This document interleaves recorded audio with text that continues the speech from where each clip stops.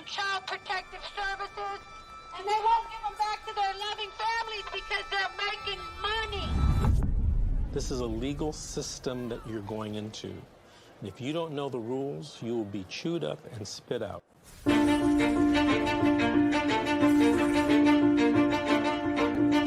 If I could say anything to a mother who just got their children detained, you're in a crisis.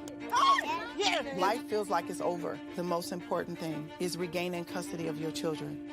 The child welfare system at its core is designed to protect children who need protection, okay? And that's key, is who need protection. So social workers, out of fear, will remove more children rather than only remove those children that truly need to be removed. It's okay. It's okay. This isn't someone stole your car. Someone broke into your house. This is someone took your child, your flesh and blood. It doesn't say on this order that it was not proven. It says untrue. True. I immediately knew that, okay, well, this ain't over.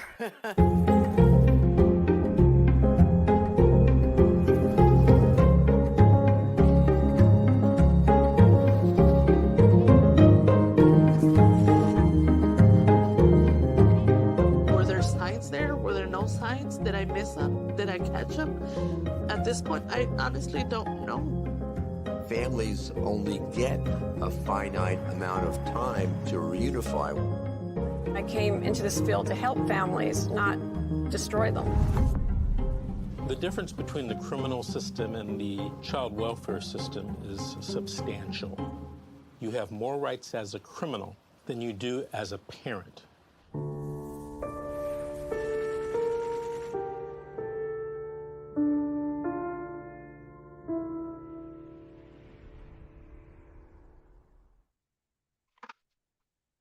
Hi, everybody. Good evening. Welcome to Fight CPS with LJ. My guests, unfortunately, had an emergency this evening, so they will not be able to come on the show. So I just wanted to maybe talk a little bit about where I'm at today and how I have kind of got through my case with CPS. It's been a struggle, to say the least. I have, you know, when my case first started, I was the parent who was the non-offending parent, and then sort of my past history, I had arrests that kind of were used against me, and I had a history of, you know, things that happened in my life from not dealing with my mental health. I had a very traumatic experience. When I was 18, my mother was murdered by my stepfather of 11 years. And then he killed himself, and I was the sole witness. So that's pretty heavy, I know. Sorry, for a lot of people, that's kind of difficult to hear. It's difficult to deal with. But I didn't deal with that for a long, long time. I had many, many years of suppression, and I just kind of didn't deal with it. And I sort of had a nervous breakdown, and I began drinking very heavily, and I sort of lost myself. So I became an alcoholic very quick, and I was arrested within the period of probably a year and a half, maybe 2 years, where I had 7 different arrests for battery. And I thought for the longest time that I wasn't proven guilty, so they shouldn't matter that I was arrested, but it did. It very much painted a picture of where I was mentally. And I wasn't dealing very well, I guess at all.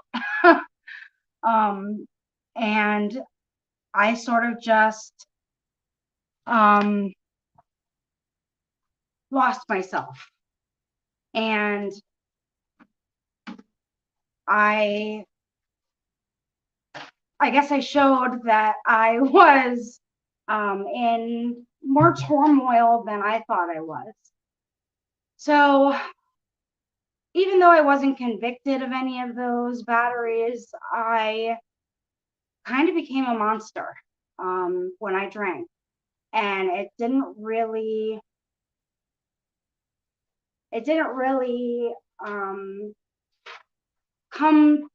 become clear to me for a long time that I'm sorry, my dog, that I had a problem. So when I got involved with CPS, I was in a relationship where, you know, I was making bad choices, he was making bad choices. You know, we just weren't together. We weren't making the right choices, I guess, so to speak. So we had gotten pulled over, and we had our son in the car, and we had given a ride to somebody that was questionable to me. But I guess I didn't fight it because I didn't want the argument in my relationship. So I just kind of went along with it. And needless to say, the person who we gave a ride to had drugs in the car, and he threw those drugs out in front of the police. And that kind of began my long, treacherous journey with my CPS case. I basically was at fault for, well, CPS has made me at fault for not protecting my son. So failure to protect. I kind of didn't know what to do, where to turn. And I just started pointing the finger at blaming everyone and everything, other than, you know, kind of what got me into this boat that was my fault. And that's what I was not really looking at, was how things were my fault and what I could have done to, you know, take responsibility and ownership for the things that I did. So after I started pointing the finger at everyone else and everything else, I kind of sat back and I'm like, that's not working. What is working is accountability for my own actions. So I started really embracing what I could do better, how I could show the Department of Children and Families, like, that I was going to be a better person, that I was a good mom, that I knew how to make good choices, that I wasn't this person that drank years ago and had an anger issue. So I started really embracing my case plan, because I recognized that, hey, even though I didn't have convictions, I had a history of a pattern of violence that I needed to remedy. I needed to acknowledge, first and foremost, that I appeared much different on paper than I was in person, you know, now. So I started embracing my case plan, And I really want to convey to you guys, it's really important to embrace, where you're at in your case, what you can do to make things better for you is first acknowledge what you are doing or have done that's not been healthy, that's not been responsible, that's not helped you thus far. And I sort of embraced, I had an anger issue that was deep seated that, I didn't really let out of the bag unless I was drinking. I would start out very happy, and then I was a miserable person to be around. And I didn't really know because I would wake up the next day and nothing happened. I was normal, so to speak. And so my case plan involved me going to an anger management assessment. And so I did that assessment, and it was recommended that I did a batters intervention program. And it's a long program. It's 28 weeks long. And I was miserable the first class. I remember, like, I don't need this, this is stupid, this is pointless, like, why do I have to do this? And I was asking myself all the wrong questions. So I really kind of just sat back at the first class and I really listened. And I thought, wow, like the minute I started listening was the minute my eyes were so opened up, and I was like, wow, I actually can use all of this knowledge that's being given to me and utilize it for my benefit and for my child's benefit. And it has been like, gosh, I think probably like 34 weeks into that class, and I'm still going. And I'm probably wrong on that number, so don't mind me. But basically, long story short, is I took that class and I ran with it. I have embraced it and then some. I have learned something every single week, relevant to me personally, but really relevant to anybody. It's a wonderful program. If you ever have to take it, like I did, I highly recommend that you really embrace that class because I've learned a lot from it. And I still get a lot from it every single week. And I have continued to go voluntarily. And it's been truly life-changing, like one of the best classes I've ever taken in my life. And I actually really love it. Another case plan task was to address my mental health. I, for so many years, didn't really understand that I had a very traumatic experience. And I didn't deal with that trauma at all. And sorry, I didn't realize that my brain had changed. My chemistry had changed from the traumatic experience that I went through. But it does. When you go through a traumatic event, and it's any event that's traumatizing to you, it could be a death of a family member. It could be what I went through. It could be a passing of a loved one or a family pet. It could be anything that really impacts you that you deem a loss or something that you would grieve over. And it changed my life And actually my brain chemistry, it changed. Being, you know, a witness, you know, of something so violent and traumatizing actually changed my chemistry of my brain, which I didn't know up until, gosh, I think it was maybe 10 years later that I didn't realize that my brain had changed the way that it completely operated. Because I wasn't addressing my mental health.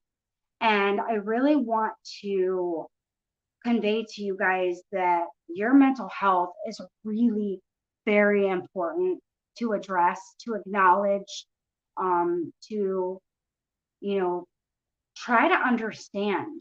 The brain is really kind of uncharted territory for me.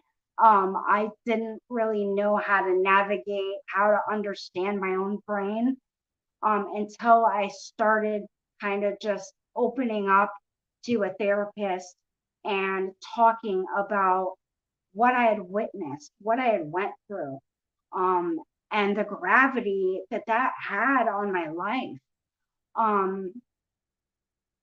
I really dove in deep with my therapist and, you know, understood that I had a trauma that I had not addressed in a very, very long time. And it was hard for me. It was hard for me to open up about it. You know, it was hard for me to talk about it because I was, you know, very close with my mother. I love her dearly. And, you know, experiencing the loss of a mom is really hard in itself. But the way that I experienced the loss of my mom was so horrible to me. It was hard to navigate just day to day routine of things, you know? So I kind of dove in deep with my therapist on trying to get better at understanding what I had went through. You know, as a young adult, I was 18 years old when she was killed. I didn't really know how to deal with that. I still kind of don't know how to deal with it because it's been really hard, you know. But I addressed my mental health, and that was a big issue that I really never did before. So, you know, embracing my past history of, you know, my behavior, my arrests and, you know, my alcohol abuse played a big role in kind of how my life had become kind of not this life that I understood it to be, you know, from my perspective. So it was a long journey before I got to the part where I was like, hey, I get it. I get why I am looked at from CPS the way that they were looking at me, because I had painted a picture of a person that wasn't really me, because I wasn't handling life very well. So I addressed my mental health. I, you know, got in no more trouble. I stopped abusing alcohol. I really embraced my classes and the things that I was supposed to be doing with my case plan. You know, everybody's case plan is unique to their case. So I really can't compare mine to anybody else's, but it sort of took a wrong turn when I started asking questions. You know, why is this ending up like this? Or why are you guys saying this, but it's, this is really happening? I started feeling like I was like being played against myself. And I didn't really know how to navigate that. I still don't know how to navigate that. I'm having a hard time wrapping my head around, how they can, paint a one picture when I understand it to be something else entirely of a different picture.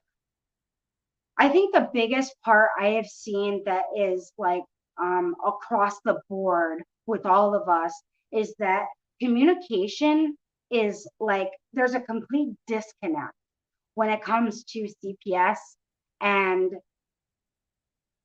I don't feel like they communicate well. I feel like I am definitely trying to communicate, but they don't seem to like to communicate. At least in my opinion. I just feel like,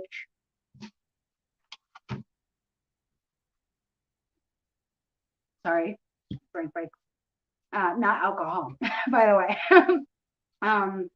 I feel like there is no communication about, how is this supposed to go? How am I supposed to just be okay and go about my life when I've lost custody of my child that you have taken from me, and then you give me a minute amount of time with my child and call that reunification? It blows my mind. Jasmine, I'm so sorry you said you feel hopeless at this point. I feel like I'm not going to get my baby custody back. I get that. I am with you 100%. It feels like you're never going to get anywhere because I think the communication, there's such a breakdown in communication. They don't tell you what to expect.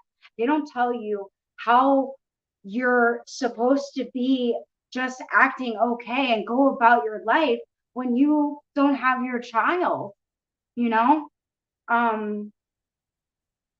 With me, I have a family member that has my child, and it's been difficult because me and that family member did not have a good relationship before all of this happened.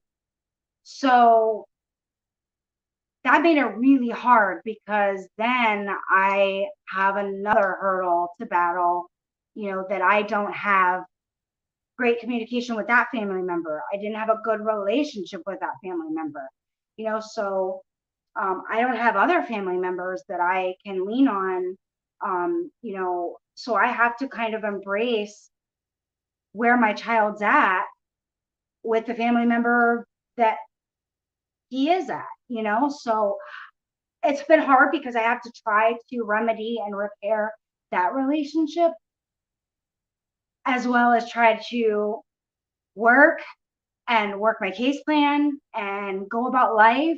And I'm like mourning the loss of my child, like I don't know what the hell I'm supposed to do.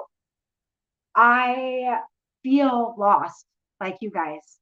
I feel stepped on, and I feel unprotected, and I feel very vulnerable because we're all under a microscope.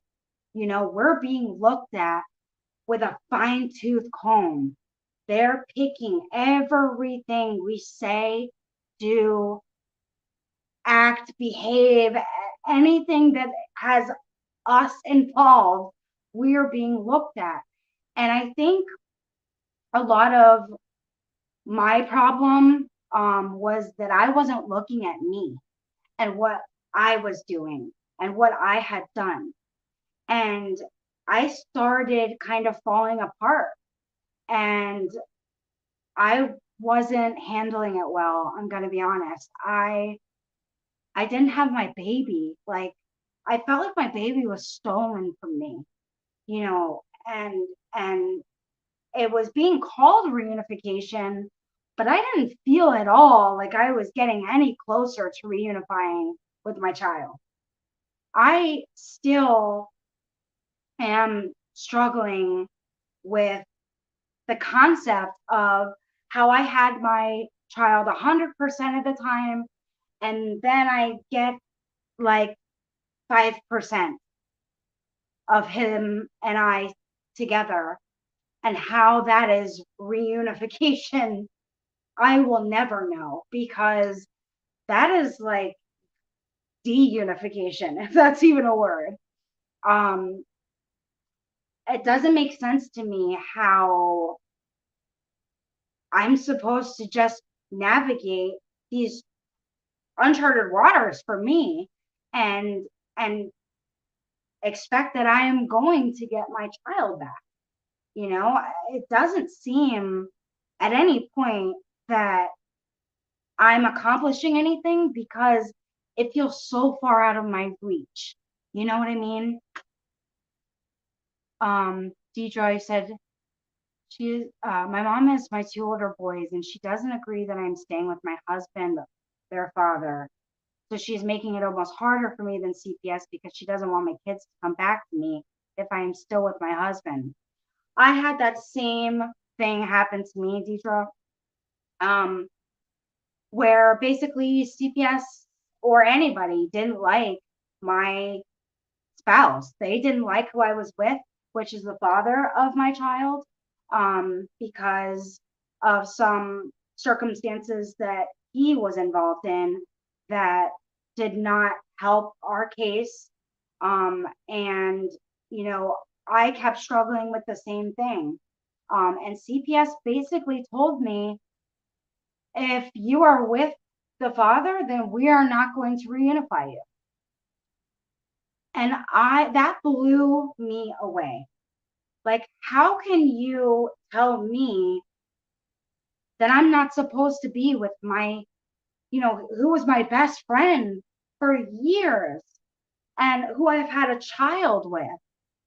And you're now telling me that I can't be with my child because I'm with the father of my child. So I was really like blown away by that, and that was any kind of stipulation to me being reunified with my son. Like, if it's reunification, shouldn't we be reunified as a family? Like, shouldn't we be brought back together as a family, as a whole, not ripped apart and told that if we're going to stay together, that we're definitely going to keep you apart? I mean, that's horribly threatening. And like, how are you supposed to get through that? You're basically told to be, to choose between who you made your child with and your child. I mean, both are tremendous love. But of course, your child needs you. Your spouse does not need you like your child needs you. So I'm like wrapping all these like ideas in my head, like, okay, my child needs me, but my spouse doesn't need me. But yeah, he does need me, like, but not like my kid does. Like, it is crazy to try to wrap your head around and figure out. But I mean, basically, he was, told not to be at my house. So he had to find somewhere else to go. And,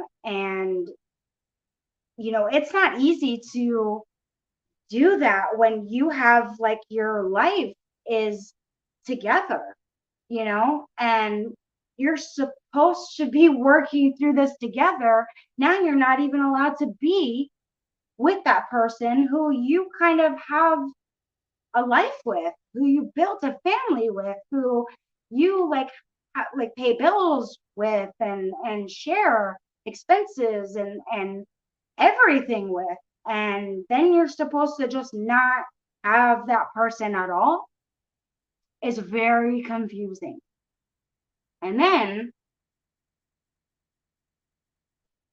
you're supposed to communicate somehow with your lawyer that doesn't communicate with you at all. Let me tell you, his attorney has been nowhere in his case, like except for at the hearings. So it's been just as much of a surprise to him, like what's going to happen at the hearing, or what's my attorney going to say, because my attorney won't even contact them or me, or him.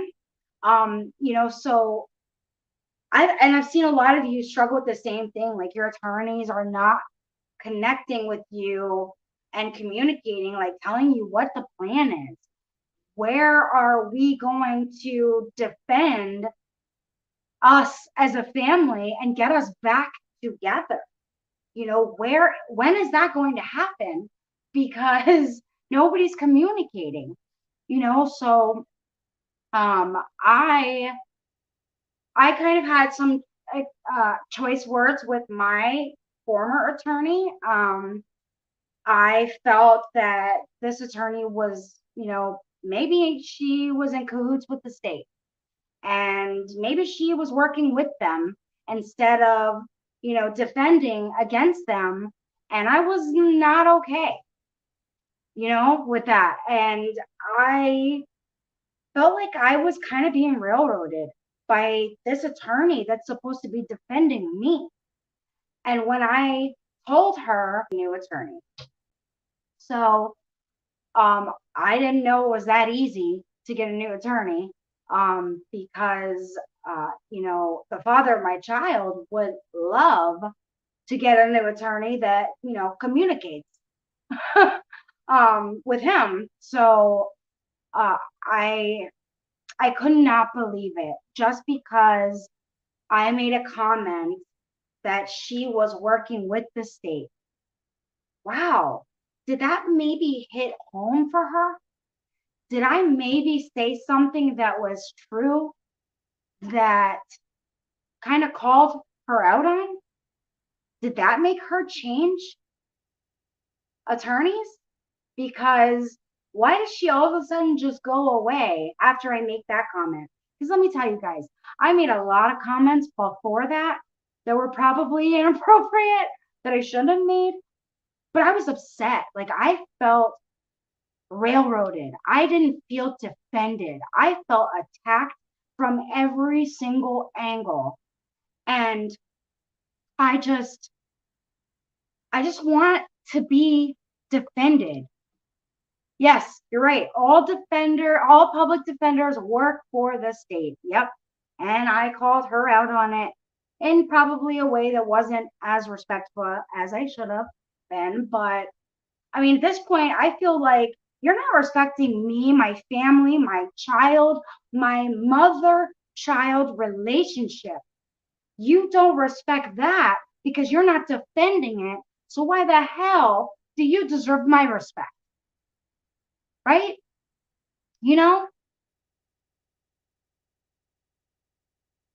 So I can't really talk a whole lot about my case because it's still ongoing. And I'm still gonna fight. I will fight until I am dead. And I don't plan on dying anytime soon. And I will fight for my child. And I am never going to give up. I don't care who, what, when, where. I don't care what the situation is. I will never give up my child. And I will never give up on my child. Deidre, you're so right. I feel like I'm doing more legal work for myself at the point in my case also. I have stacks and stacks and stacks of papers that I am just gathering. And my problem is like, I don't know where to, like, how to lay it all out. But I'm trying to work on it. Deidre, so Deidre is asking what the reason I have not gotten him back, and that is because they are saying that I did not finish my case in enough time, which I literally was homeless for like, gosh, I think it was like 14 months, because I was impacted by COVID. I work in healthcare, so I was exposed to a COVID positive patient, and I didn't know about it until later. And then I had just put my son in preschool. So he, they're little petri dishes when they're in preschool and around all the little kids. And he got bronchitis, or he brought home germs or whatever. And then I got bronchitis. Then I got a lung infection. Then it turned into pneumonia. Like, I got really sick. So I lost probably like a good 4.5, 5 months of work. And I was the primary breadwinner of my family. So when I lost when I lost work, like from being in the hospital and then trying to get better, I went for about 14 months, I think it was, in hotels. And it was not easy. I've never been homeless in my life. I never want to be homeless in my life again. Not that anybody does, for me to say that, but it was a really hard time in my life. And so basically I had got housing just at the end of my case. And so basically they were saying that I didn't have housing, which I did. I had signed my lease. I now live in a beautiful 3-bedroom home without my family, which is the worst part.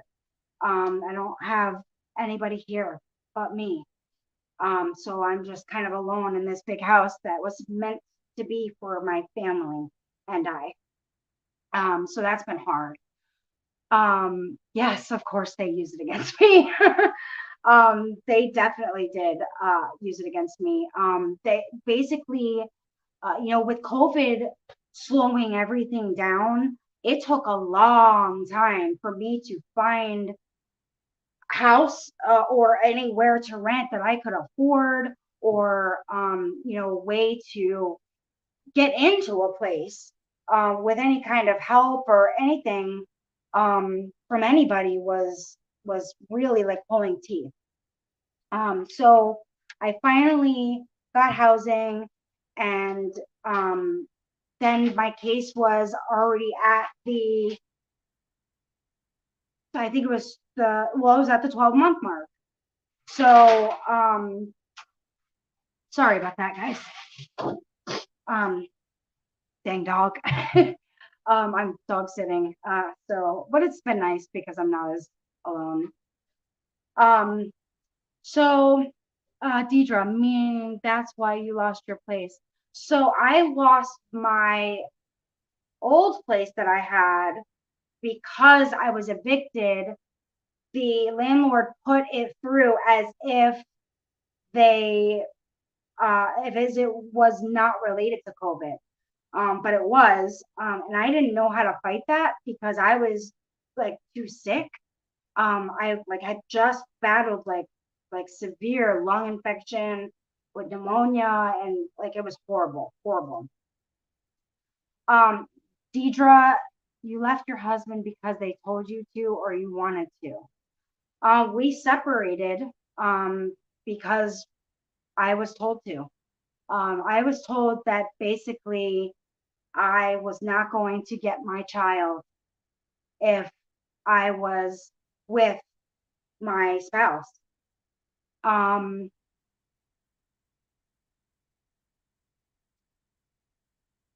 And I still don't have either one. I don't have my family with me. And I fought them against that. Like, no, why should I have to leave my spouse because you're telling me to? Like, that shouldn't be okay, that you can tell me to leave somebody I love, who I've made a child with. But if it meant getting my child home, I would do anything. And my child's father would do anything.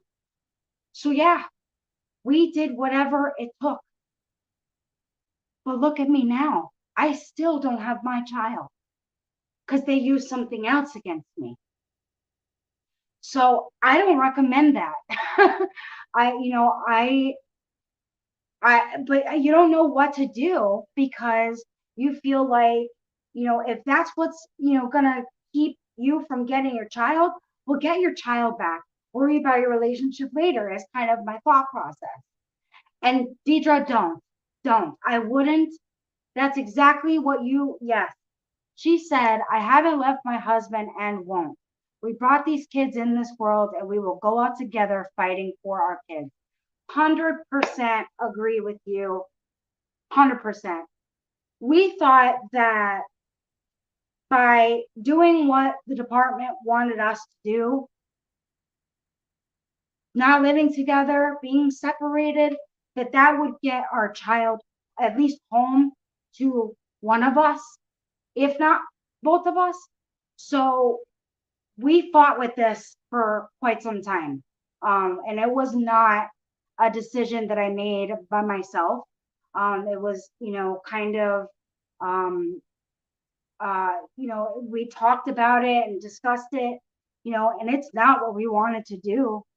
But if it meant my child coming home, rather, just at least to one of us instead of none of us, that was what we were willing to do. That was just for our particular circumstance. But fighting these people separately is not something I advise. And I'm not an attorney. I can't advise anything about anything. All I can do is just tell you kind of from my experience, like that didn't work. It didn't work.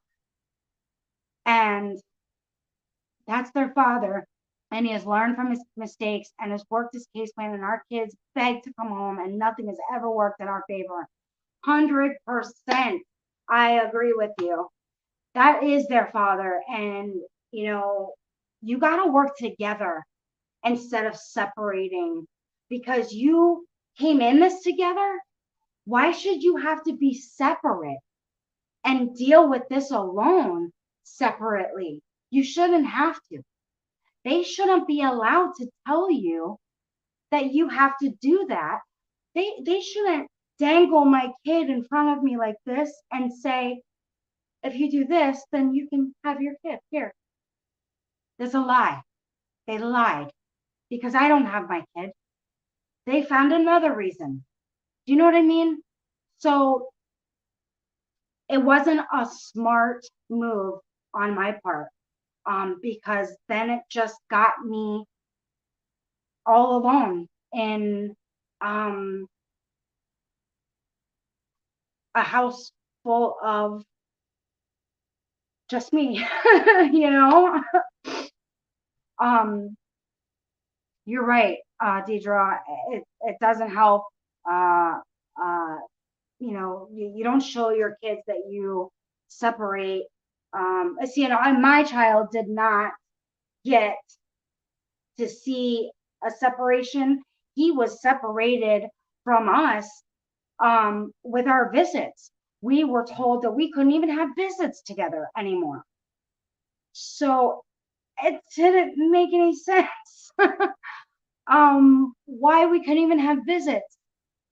So Deidre, that is really something I'm working on. And hopefully I just want to do it the right way. That way it can, because it should have never even been to where he wasn't. Do you know what I mean? So, but I was scared and I didn't know what to do. and I was willing to do whatever it took. And so was he, you know, and it's so easy to fall into the trap. Yep. They're trained to separate you two because you're weaker separated. Yes. So true. 100% he does, Deidre. Yes, he does. Yes, he does. 100%. But we've been so scared, like, you know, because I can't say a whole lot because, like I said, my case is still ongoing, and it's gonna be happening, and it can't happen soon enough, you guys. Can't happen soon enough. But I'm gonna win, and we're gonna win, and our child is gonna come home, and I won't have anything else. I won't have any other ending to my tragic story with CPS, other than we are reunified together, which is how we all should be, and how I hope all of us are going to be able to be.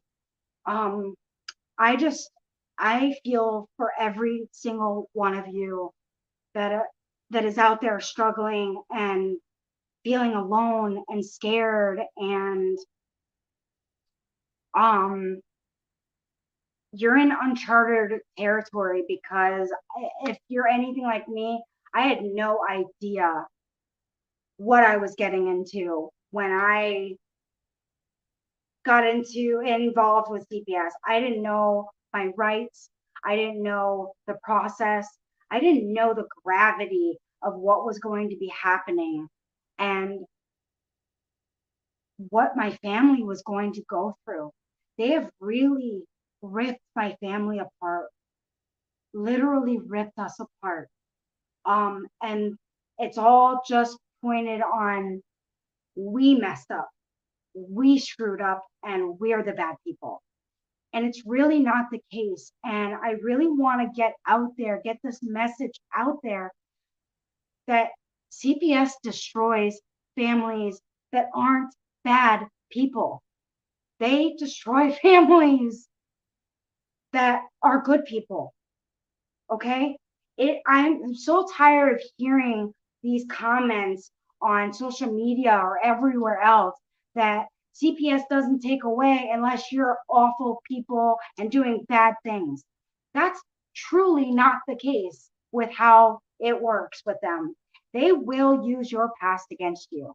They will use anything against you that has to do with you. Doesn't matter if it's in the past, future, or present, it can be used against you. And hearsay, isn't this fun? Hearsay is allowed in dependency law. At least it is in Florida. I don't know if it is everywhere else, but it is in Florida, and it is horrendous. But I want to play a song for you guys. I wanted to play, inspiring music every end of my show to help us navigate, just at least for a moment, with the nightmares of CPS and what we go through. And if I can just instill, some kind of positivity or help in the hard times in our lives, I want to do that. And so I want to play this song for you guys. Let me just set it up. So it is a song called it's called Hard Days, and it is by Brantley Gilbert. So it's a song I've never heard until recently. I was looking up for the show, and I wanted to play it, guys. So without further ado, let me start over.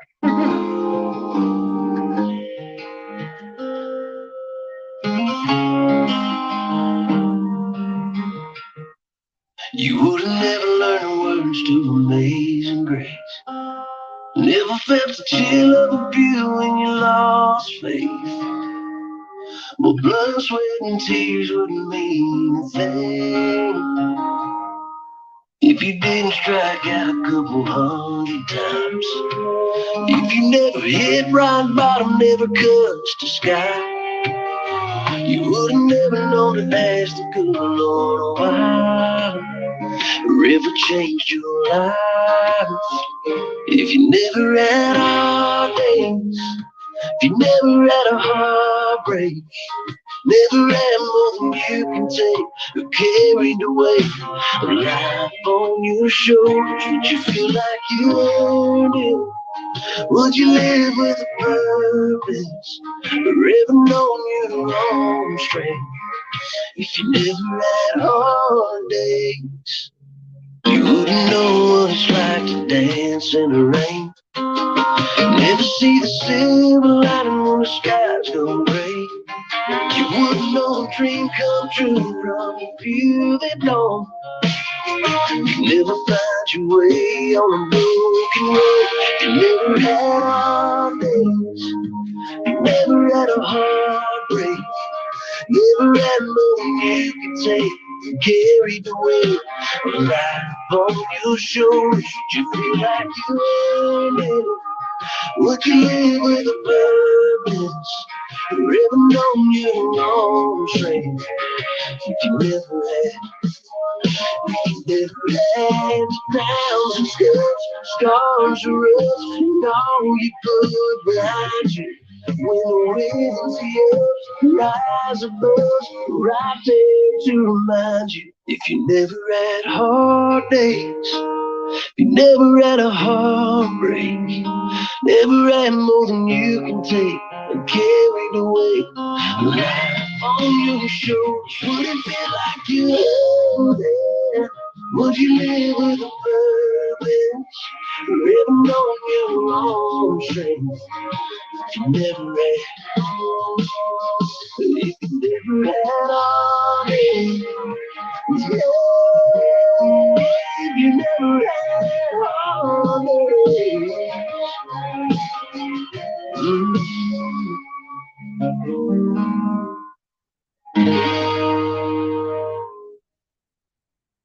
So that was Hard Days by Brantley Gilbert. Really great lyrics. I highly recommend you guys look up that song if you can, read the lyrics. I just want to let you guys know I am here for you. I want to offer support however I can, and if it's just talking with each other like this, I welcome you to come on my page on Facebook, Fight CPS with LJ. Please feel free to comment, leave your frustrations. If you want to be a guest on the show, even, leave a comment and I'll get back to you. But we all can fight through this. We can get through this. Stay together for your own sanity and your family's sake. I hope that maybe, I can convey to you, I should have kept mine together because I shouldn't have fought any other way. Deidre, we'd love to have you. If you can leave your private chat me or message me, then I can get your details, or even go on Fight CPS with LJ on my Facebook page, and I can message you there, and we can message privately, and we definitely would love to have you as a guest. We'd love to hear your story. So for anybody else, if you want to be a guest, please just let us know. You can comment here, or like I said, on my page on Facebook, and we'd love to have you.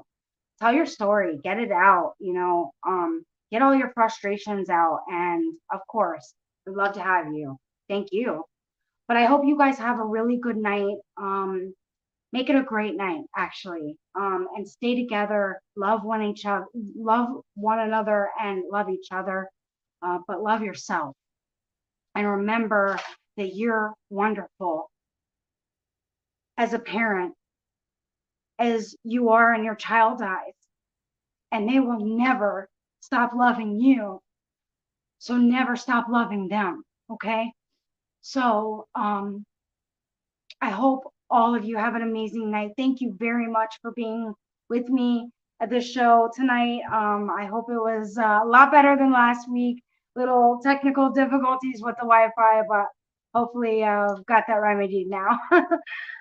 So I hope you guys have a really great night, and we'll see you next week, okay? Have a great night.